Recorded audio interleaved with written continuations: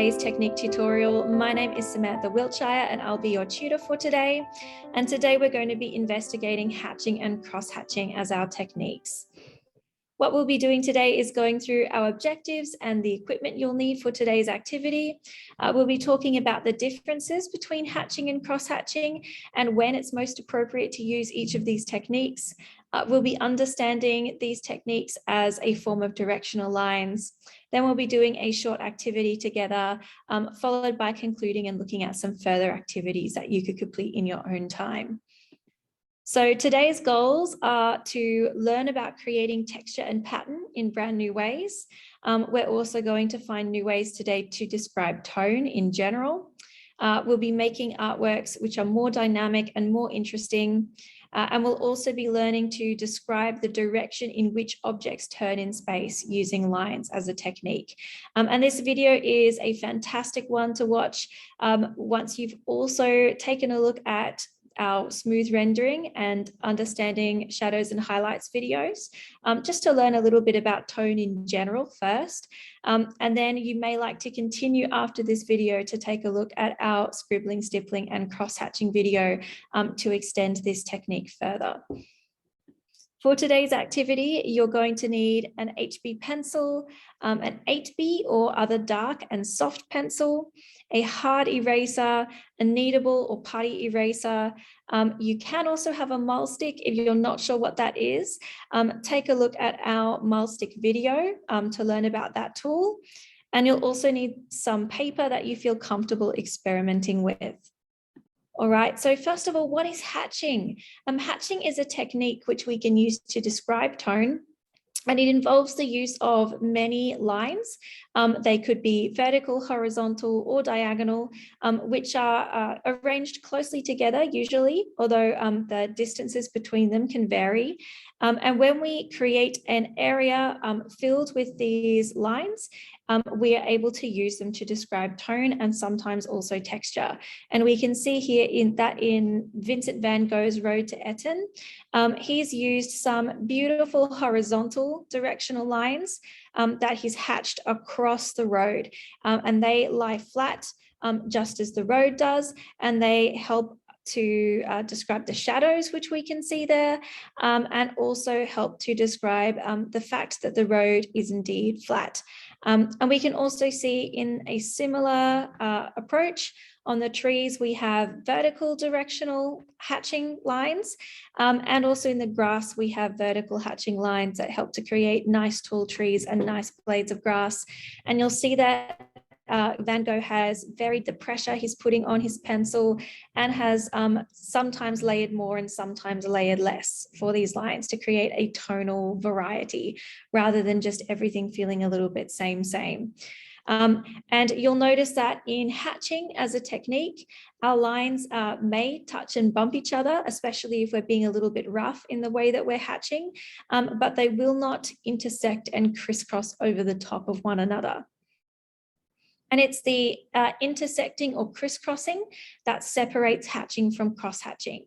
So cross-hatching is where these lines will overlap and intersect, usually in a different direction, and they're often used to enhance areas of tone. So it's going to give you more coverage, it's going to make that area of tone a little bit heavier and darker. And it's also going to provide you with a new variety of textures that maybe hatching alone might not be able to achieve.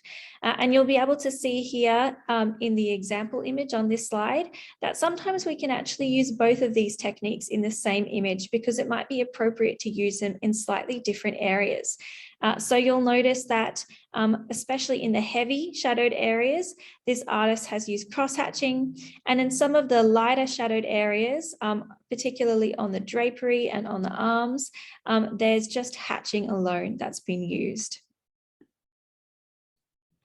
So how can you tell when you should use which technique? Well, there isn't a right or wrong, but there are some things that you should keep in mind when you're deciding whether or not hatching or cross-hatching might be the best option for you. So in the case of hatching, you're going to probably want to use those for less built up or lighter areas of shadow, keeping in mind though that we can further build our hatching by applying more layers and more pressure.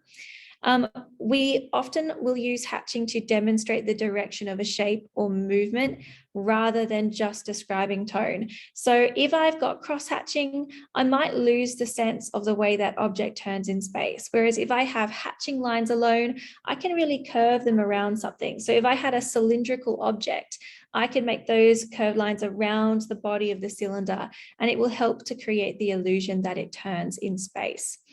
Hatching is a great technique to use for fur, hair, grass, and any similar texture to that as well.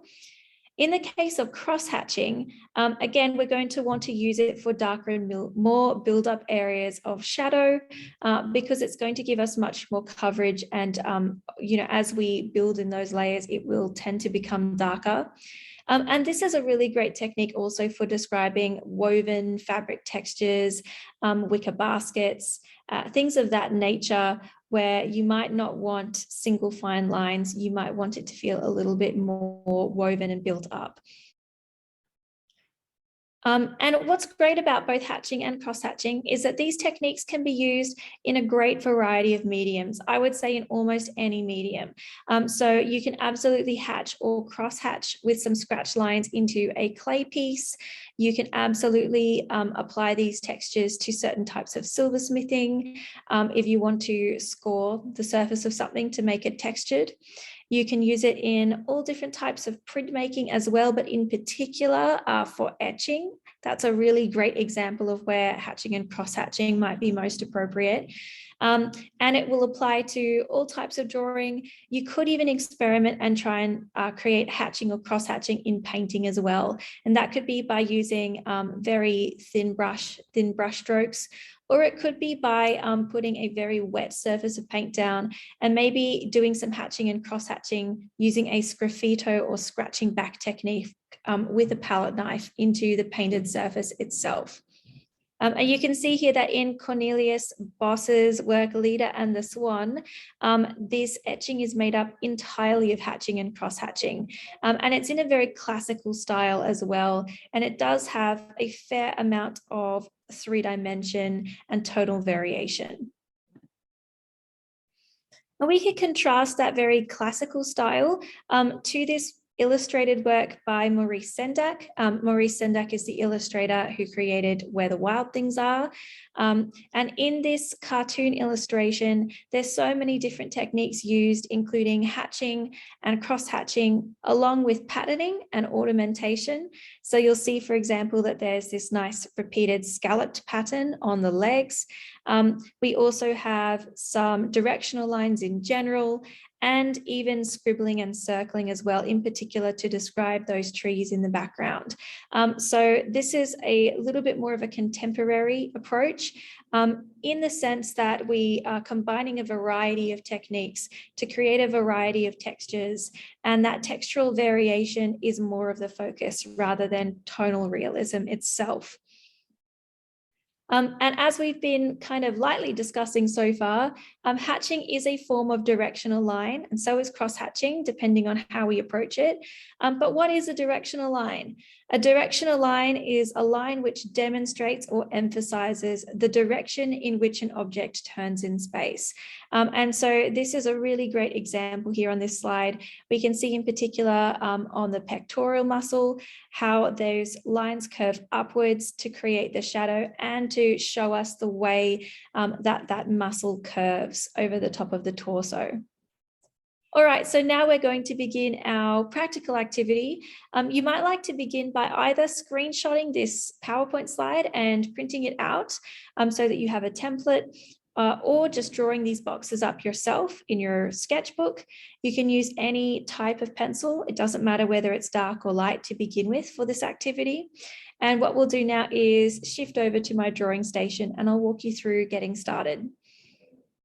All right, so we've now flicked over to my drawing station, and the very first thing we're going to do together is just practice creating our hatching in different directions, both hatching and then cross-hatching. So I've got here my 4B pencil so that I have a little bit of buildability, but it's not going to be too dark. And I've got my boxes drawn down the side of my page, and I'm going to label them, and you could do this in your visual arts diary as well, and treat this as an experimentation. So the first one I'm going to label diagonal. And then the second one I'm going to label vertical, then horizontal,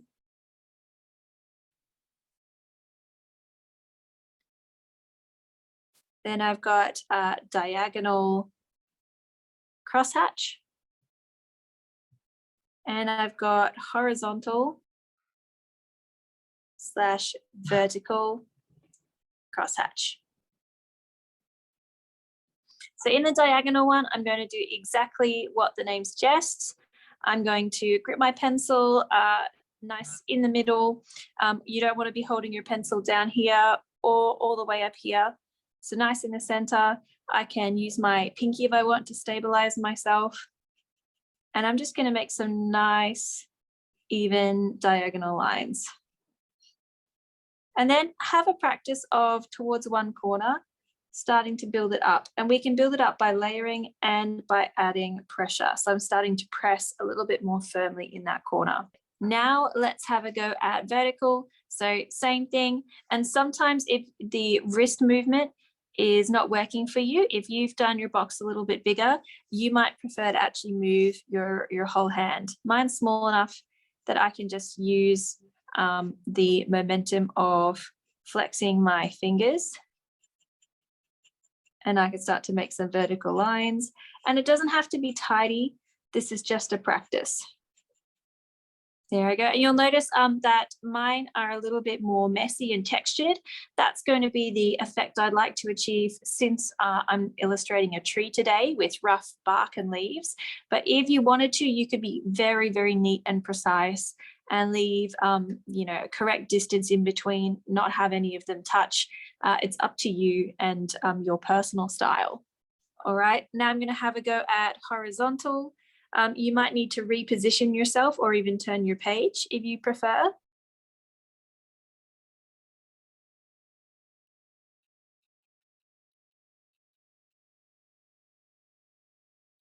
And there I go, that's my hatching, remembering that hatching doesn't have lines which intersect going over the top. Now I'm going to have a go at a diagonal crosshatch. So I'm going to start the same way that I did in my very first box previously. But now instead of continuing to build, I'm going to turn my hand so that I'm going diagonally in the opposite direction to start to build my crosshatch. And I can again start to press more firmly and layer. And that'll start to build up some depth down in this corner. And now I'm going to try horizontal and vertical lines in order to make my crosshatch. So I'm starting with my vertical lines. And then again, repositioning your hand if you need to, or your page. And going horizontally. And if I want to build it up this way, I'm going to start light at the top and then press more firmly down the bottom on my vertical lines. And I want some darker horizontal lines as well down the bottom. And you can weave this together until it feels almost like a completely rendered surface. So I can really do this over the top and over the top and stitch together an entire grey area, or you can very deliberately leave it a little bit more loose so that your viewer can really tell that it was cross-hatching. All right, so now let's move on to a slightly more advanced activity. What we're going to be doing is using our hatching and our cross-hatching to describe the way that this tree, in particular the trunk, is going to turn in space, and to also describe the tone. Now, you don't need any construction or scaffolding skills today in terms of your drawing. What you can do is just print out a screenshot of this tree that I've already created for you, and you can follow along with me. If you do have some experience with constructing, drawing and measuring some proportions yourself, you're welcome to use any tree. Find yourself one online or go and find yourself one to draw from life outside if you would prefer prefer. Simple objects are also great for this activity if you would prefer not to use a tree. So to begin with, we're going to draw a small sun symbol, which is going to be very light so that we can erase it when we're ready. And that's just going to act as a reminder of the point of light in our image. Whenever we're drawing something which is imagined, or even if you're just a beginner and you'd like some help remembering where that light is coming from, this can be a really great visual reminder that we can use until we're ready to erase it. And once we've got that in, we can start to lightly map in our shadows using some really light and loose directional hatching lines. So let's shift back to my drawing station and I'll walk you through getting started.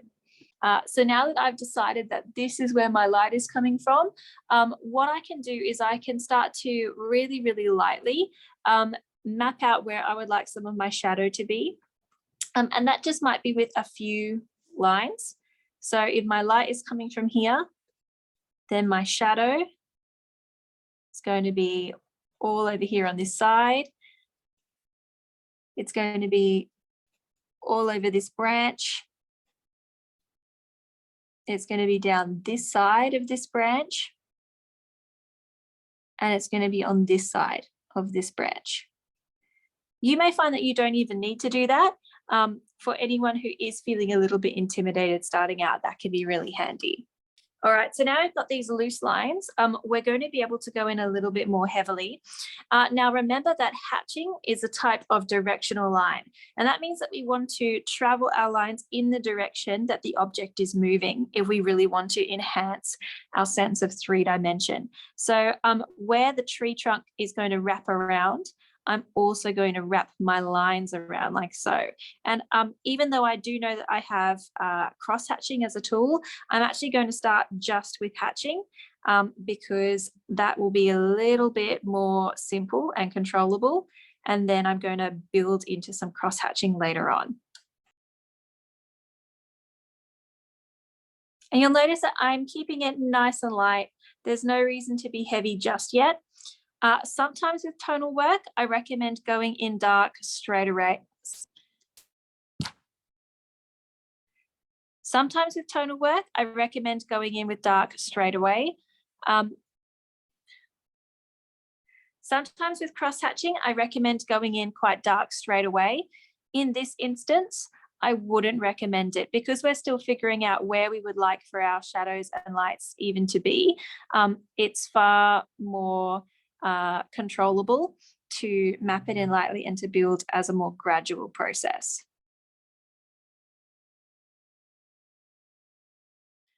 I am also going to be pressing a little bit more firmly to begin with today so that you can see nice and clearly on my camera. But if you feel uncomfortable, you can actually start even lighter than this.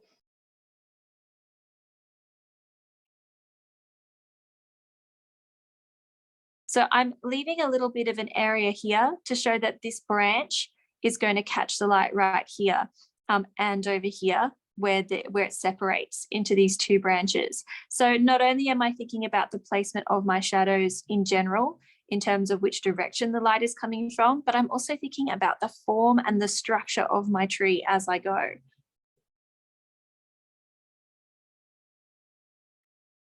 It's also worth remembering that we do have our rules of atmospheric perspective at play here.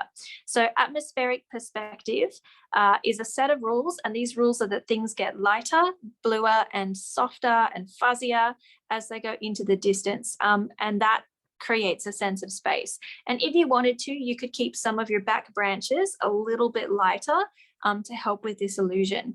We're not quite there yet in this artwork, but as we progress, we're going to mention that again, and we're going to keep that in mind.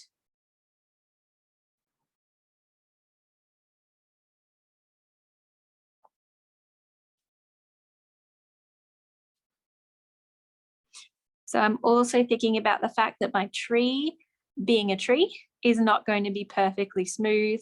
It's going to have little bumps and ridges.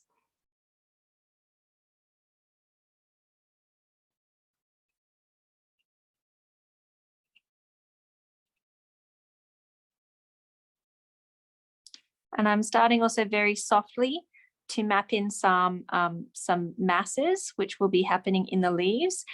So when I say masses, what I mean is that in some instances, when we're drawing leaves, we would prefer to treat them almost like clouds rather than trying to draw individual little leaves, especially just when we're starting out. We might build into some more leafy textures later. At the moment, that's not so relevant for us.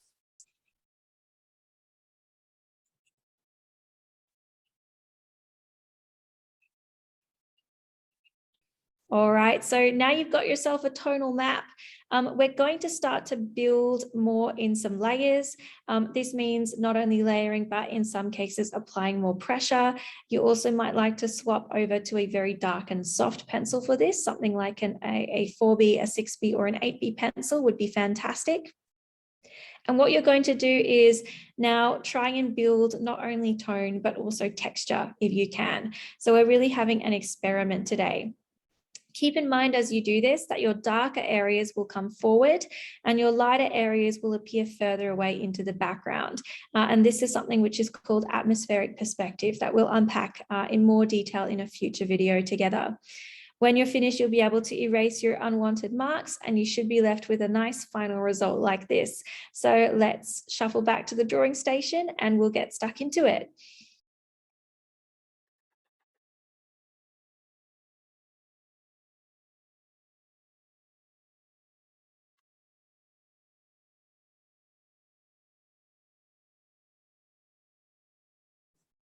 And you can keep your cross-hatching really controlled, like here. You can select to use just diagonal and vertical, or just two different directions of diagonal lines intersecting.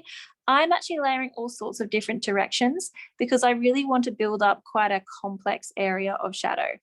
That's one of my primary goals here in my drawing.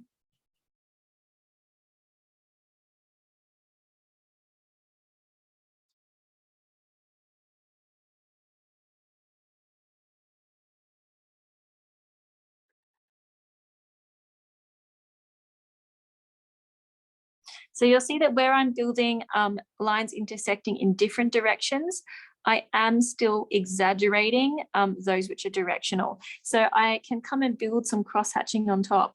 And then I really want to emphasize my lines that wrap around the tree. So I'm going to do those with a little bit more emphasis or a little bit more heavily.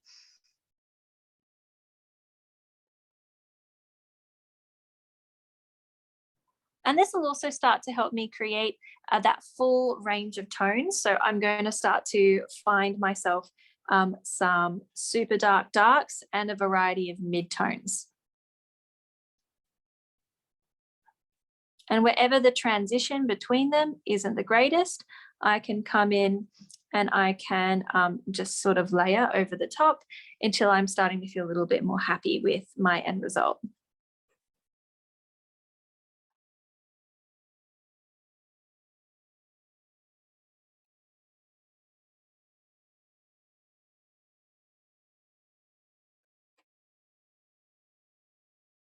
So keeping in mind that my perspective, if I want to create that feeling of space, my front branches might need to be a little bit darker. I'm coming in with some expressive lines and with some more hatching. And I'm making this branch, which is in front, a little bit darker than this branch, which is behind. And you'll see immediately that this one will now jump out at us and this one will sit back into the distance a little bit.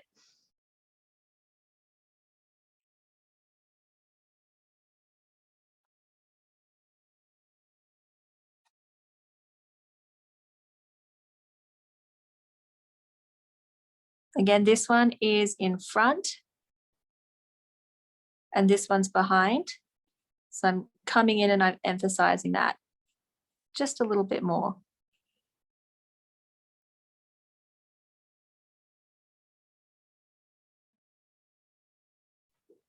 Now I want to stop and think, where else is it going to be really, really dark? Because you may notice as you start to build that you drift into more of your midtones and forget about other super dark areas. And we don't want to accidentally neglect those or we'll lose our contrast. So again, expressive lines They go really, really nicely with hatching. So I'm happy to integrate a couple of those and just directional lines in general to kind of create the knot in this tree.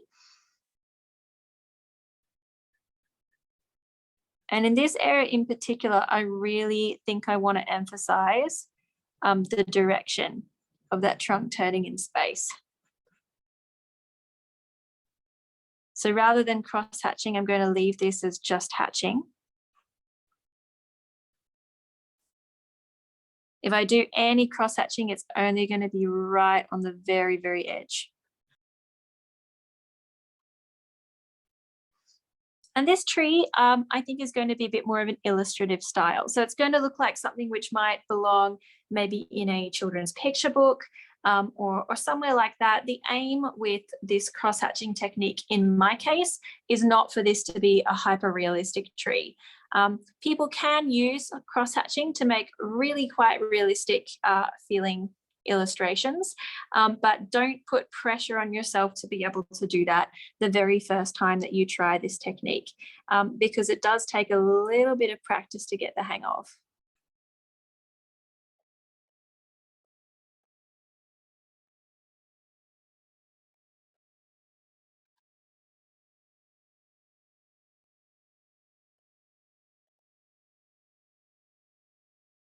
So another thing I could start to do, again, speaking of expressive lines, is I might be able to come in and find a couple of little blades of grass around the roots. That would be fun.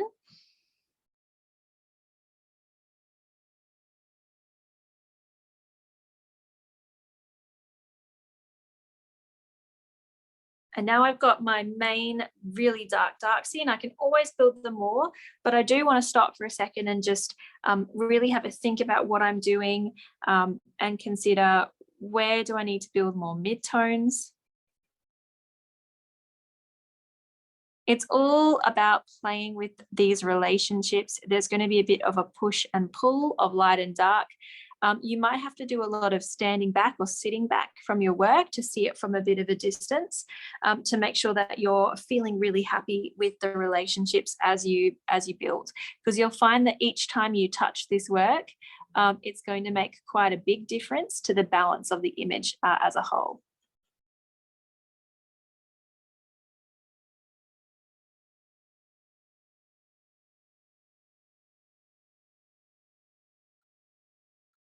Again, dark things come forwards. So I'm making some darker blades of grass, and those lighter ones will then sit back into the distance.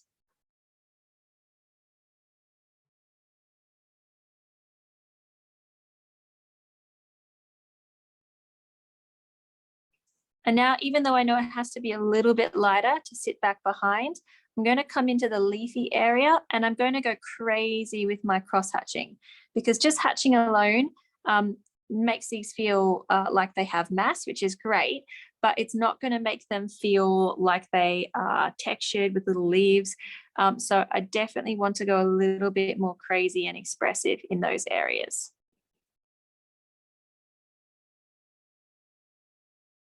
And if they accidentally get darker, to preserve my perspective, I'm coming back in and darkening again to pull everything which needs to be in front, right in front.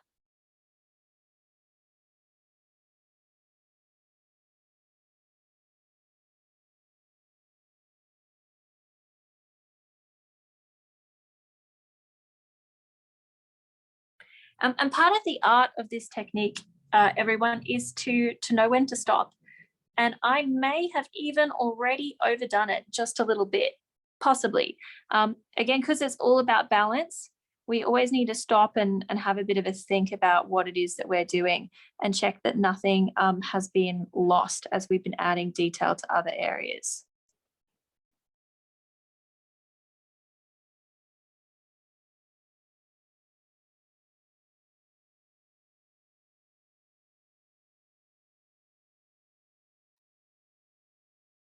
All right.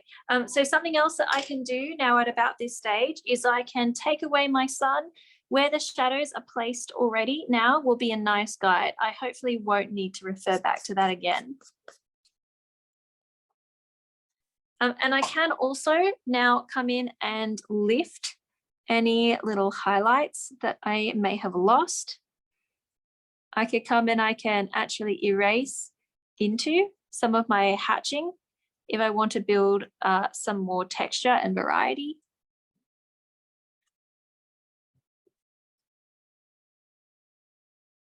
Or if I want to make some more light poking through the holes in the trees. And another thing that I can do if I wish to is I can come in and I can do a little bit of very soft smudging over the top. I think I'm mainly going to focus this in areas which are foliage, and I'm going to leave the hatching at the front quite textured. And what this will do is it will just blur some of this foliage and push it back into the distance a little bit more for me. I don't want to do this all over because otherwise I will end up with something that feels a little bit more similar to a smooth rendering. And I really want to celebrate the texture in this work. But there are no rules against combining techniques. There's always an opportunity to combine hatching and cross-hatching with smudging and all of these other really exciting new skills that you're learning.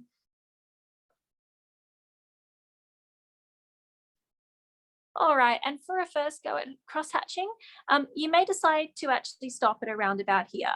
This is probably enough to begin with to get a sense of what you're doing. I would recommend putting this aside and keeping it as an experimentation, unless you'd like to build into it a little bit more. And then thinking about where in your own practice and for your own projects, you might be able to integrate some cross-hatching and hatching moving forward. All right, if you're looking to further improve these skills and push yourself at home, what you can do moving forward is try out a new medium. So maybe you can try applying some hatching and cross-hatching to an intaglio print in your printmaking class, or any other medium in another work that you might be working on. The next thing that you could have a go at is combining techniques. So you could try and combine smooth rendering with some areas of hatching and cross-hatching, for example, or you may, after watching this video, like to go and watch our scribbling, stippling and circling video, and that will allow you to also expand your repertoire of types of mark making and experiment with new ways of building tone. You could also conduct some research in your own time. So find yourself an artist of influence who uses hatching and cross-hatching in an interesting and exciting way. And then once you've done that, you should also have an experiment. So can you think of an alternative way to cross-hatch or to hatch that would make it even more exciting and even more personal to your own professional practice? All right, here are our research and image references today. You're welcome to pause if you'd like to explore any of these sources further. And a reminder of our long-term goal. Our long-term goal is to produce a work which is completely reliant on hatching and cross-hatching to describe tone as a way to practice. That could be just like this etching here to the left.